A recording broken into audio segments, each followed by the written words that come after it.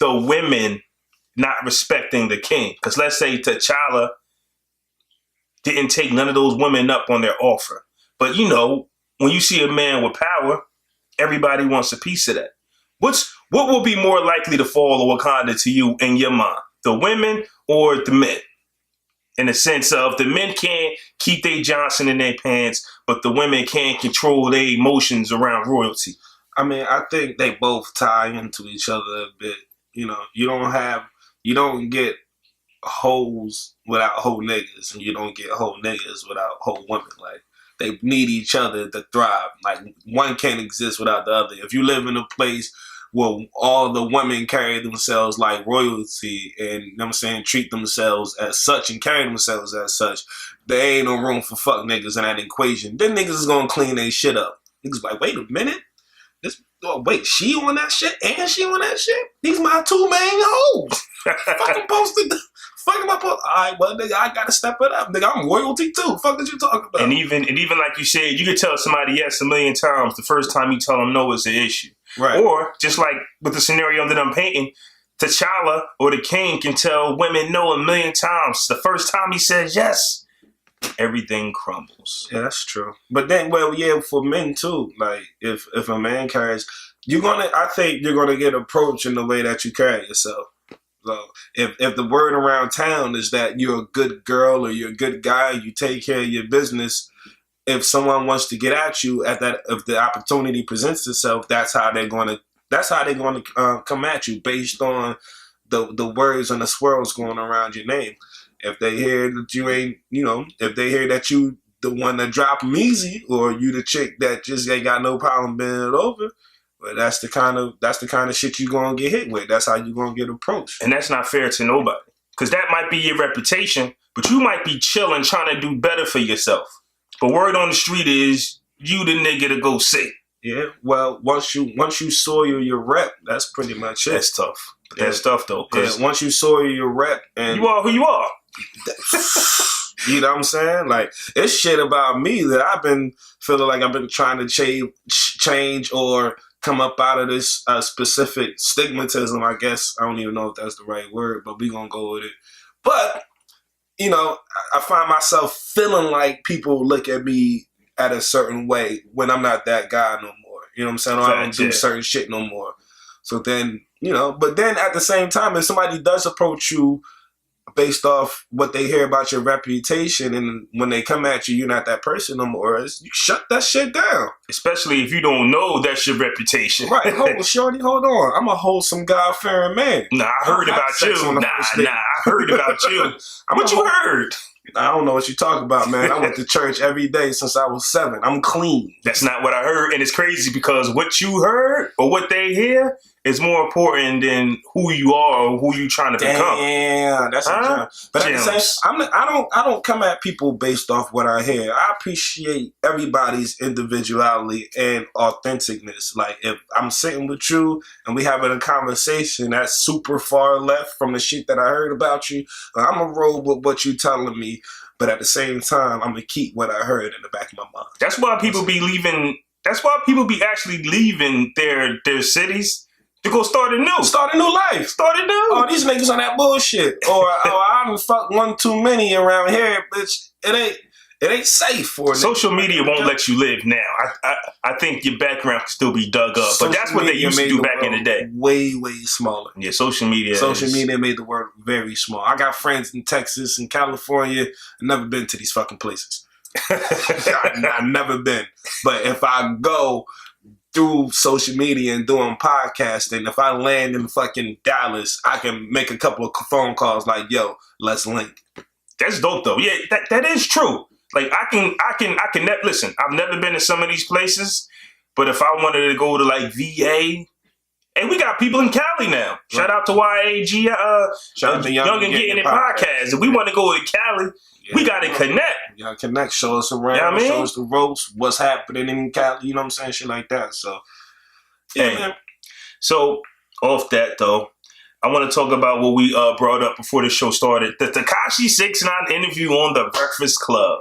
First off, let me tell you, I turned it off. I turned that shit off. And then I turned it on, and I was like, nah, I can't finish this shit. I turned it off again. Son, He's like, how can I break this down? Like, I think he's the definition of millennial. Like most, like what stands out about the millennials, I think he is like that front running guy of like not giving a fuck.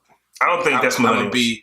I like millennials. I said this that time. I like millennials. He's I like no 80 babies too, but not all them niggas. I don't like all these fucking millennials. I don't know if I can call him a millennial. What is he then? He's weird. He's a millennial. I don't know what he is. Weird. Young Thug is a millennial. He's fucking weird. Lil Wayne. I get what you're saying. Like they're millennials just by birthday, just by birthright. Yeah. They can't help. Okay. Yeah. This is your generation. This is the era in which you grew up in. You're a millennial.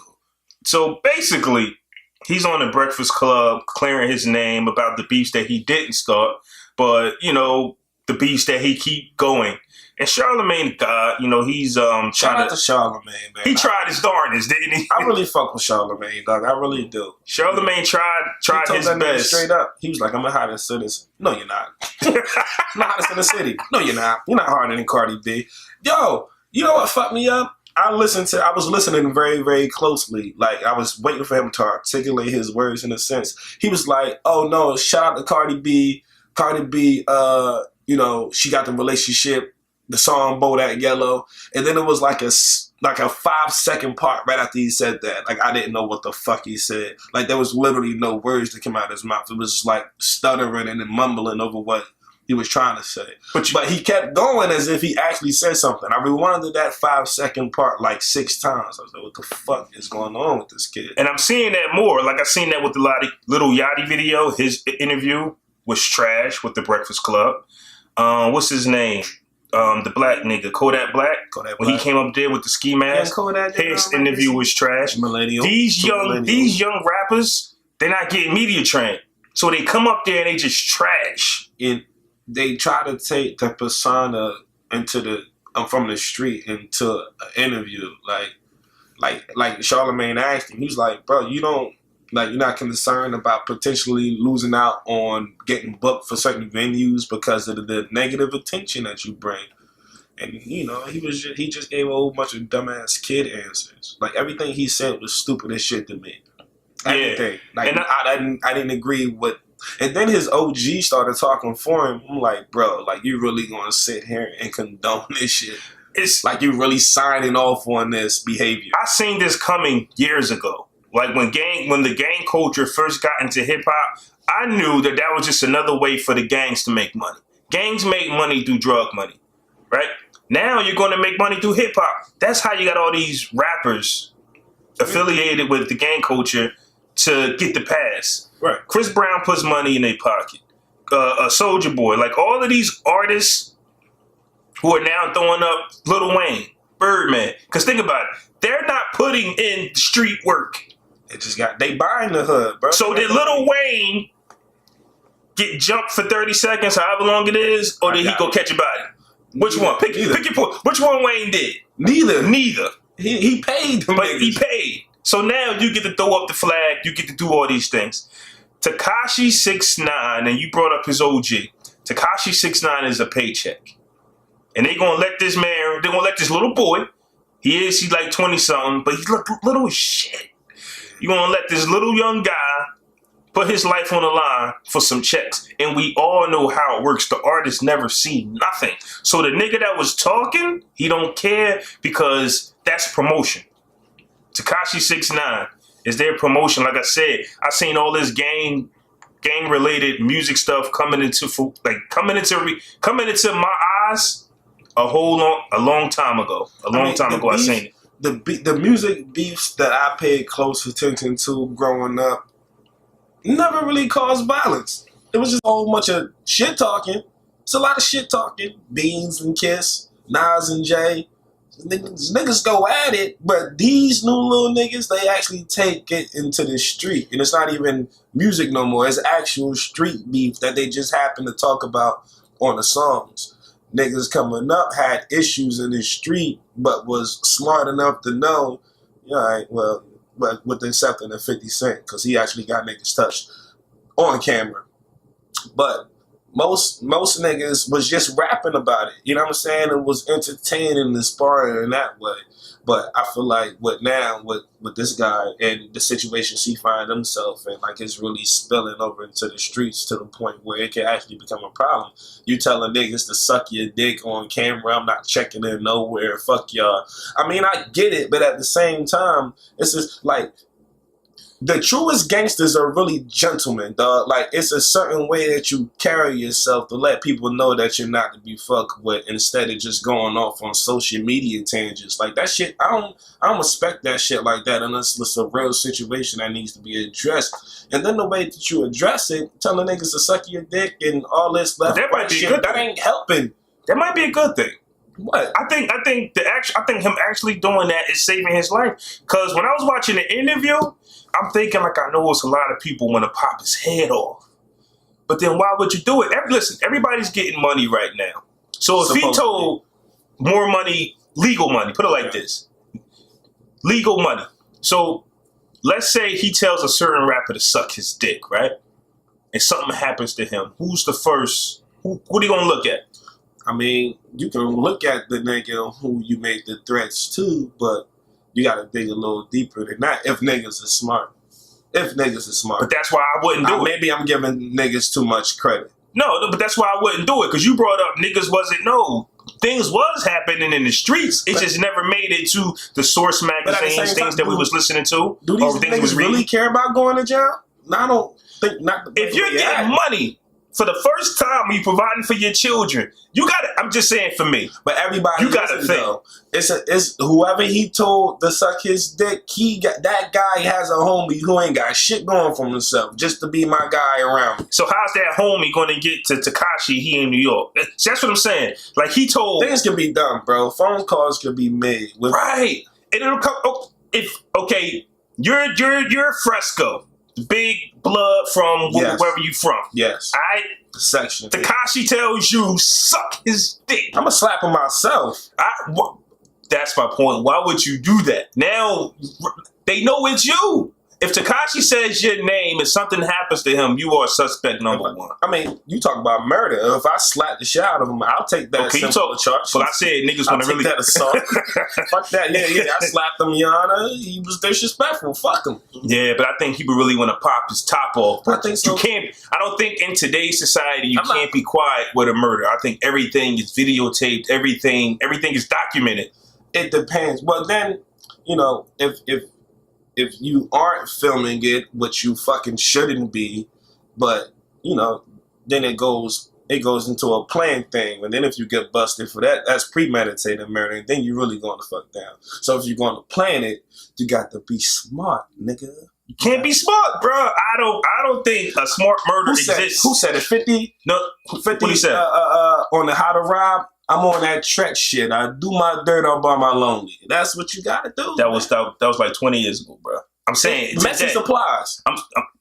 Message applies. Just the ones who can fucking execute this shit. All I'm saying is when Tekashi said "suck my dick" and like YG just made a response video. Nigga, fuck Tekashi 6ix9ine, nigga on blood, nigga Pyru.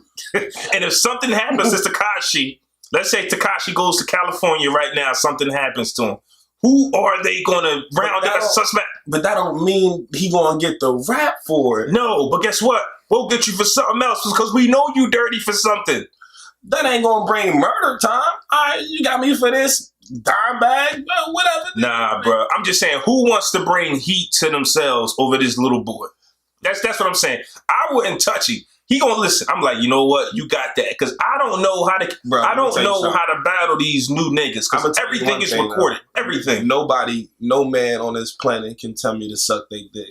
Like nobody. But you smacking a nigga. I'm talking about there's people that want to kill him. Now we just talking about shoot this fade with him. That's fine. Anybody can get that. But I really think niggas really want to pop his top. Yeah, well. His music is trash too, by the way. We talked about this nigga for 5 minutes. Ain't mentioned nothing about his music.